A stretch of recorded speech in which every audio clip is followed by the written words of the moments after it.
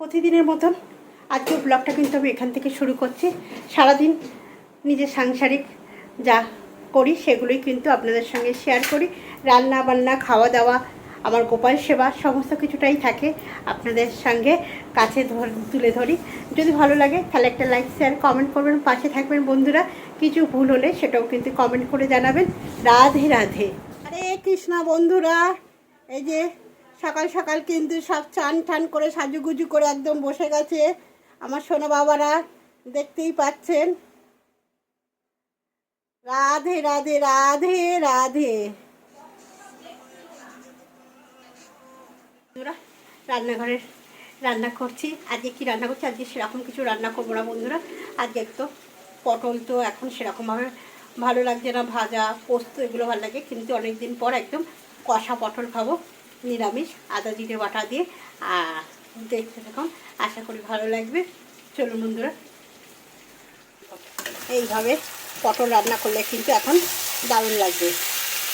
দই দিয়ে আর মশলার মধ্যে আদা জিরে বাটা আর দই, এটাই কিন্তু মশলা দিয়ে কিন্তু এরকম কষা কষা করে এখন পটলটা করলে কিন্তু দারুণ লাগে। আজ গোপাল মাধবদের সেবায় কিন্তু আমি এই পটল দেব।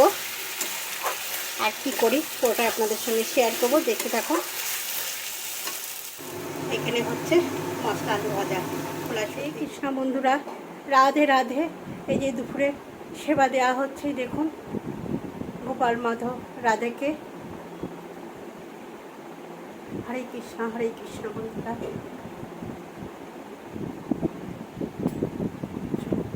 চান টান করে উঠেছি, উঠে এবার ওদের সেবা দেওয়া হয়ে গেছে, তারপরে কিন্তু আমরা খাওয়া দাওয়া করছে শাশুড়ি মা। এই যে খাবার দাবার রেডি করছে। দুপুরে 2:30 বাজে, খেতে বসবো। সব খাবার জায়গায় চলে এসেছি, খেতে বসে গেছি। আজকে রান্না হয়েছে যে মশলা আলু ভাজা, ভেন্ডির ঝাল, ডাঁটার তরকারি, আর হচ্ছে পটল কষা, কালকে হচ্ছে মুগের ডাল। এটাই কিন্তু আজকে দুপুরের খাওয়া দাওয়া।